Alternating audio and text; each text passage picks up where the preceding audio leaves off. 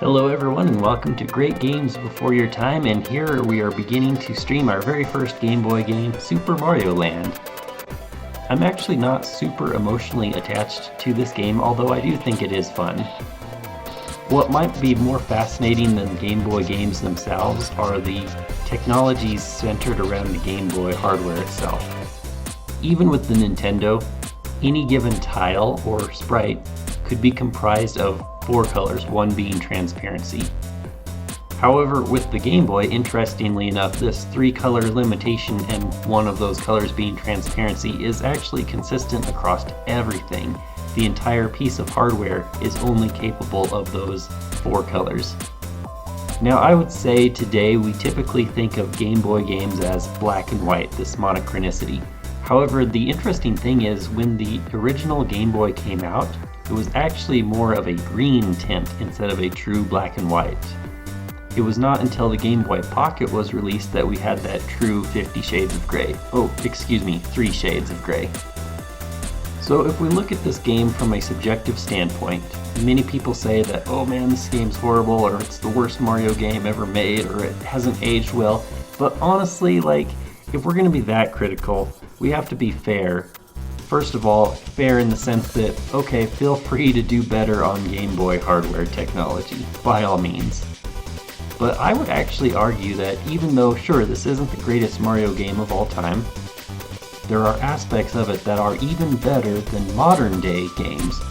For example, the music in this game is more melodious and memorable than some video game music that is produced today.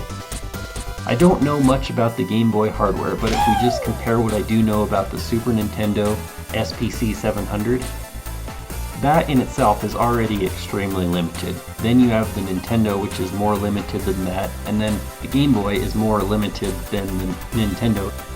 How in the world much talent do you need as a video game music composer to be able to compose music that not only is catchy but also memorable and you can listen to for hours on the extremely limited Game Boy? Honestly, that's power you can't buy. I would love to know what in the world ever happened to those musical geniuses who made music for these old consoles like this.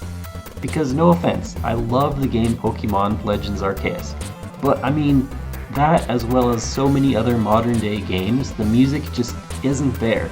And that's even ironic because if you think about the technology that people have at their disposal now, you can even have a in real life orchestra or symphony compose your music and record that and have this MP3 or even WAV files inserted into your game as the game music.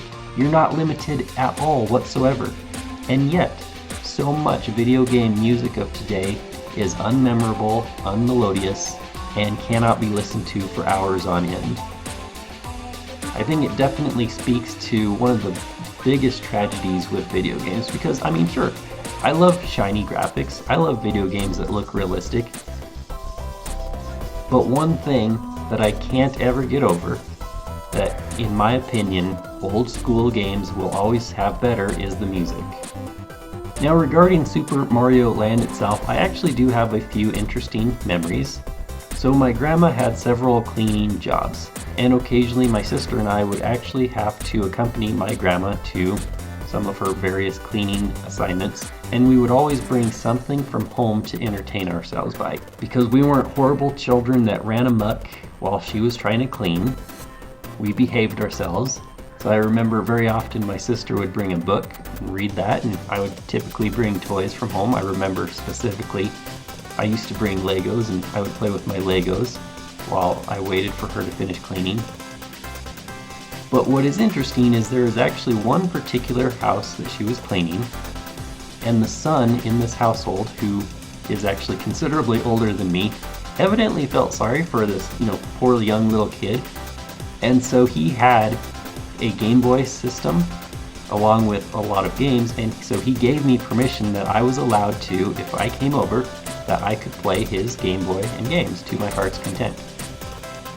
And honestly, I do not remember a single game that he had other than Super Mario Land. Or maybe it's the case that I only ever really played or was only ever really attracted to Super Mario Land. Beyond that, all I know is I loved to play it and that I never beat it. So later in life I did have to track this game down, and so here is my show and tell item, Super Mario Land. And once I had enough money to, physically buy a video game such as this, I probably beat it on the same day that I got it. I don't remember. Because it's actually laughably short. There are only 4 levels in this game, and within each level there are 3 courses. So I'm curious how fast I'll be able to beat this today, especially considering that I have not played this game in a really long time. The music on this game is really amazing, honestly. And in fact, just to reference another modern day video game, if you are familiar at all with Super Mario Maker 2 and its update, they added a Super Mario Land power-up to that game, and when you possess and hold this power-up, it plays Super Mario Land music. So this will be an awesome throwback if you are at all familiar with Super Mario Maker.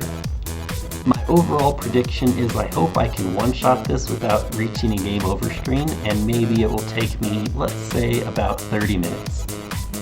Thank you for watching, and we'll see you in the playthrough videos.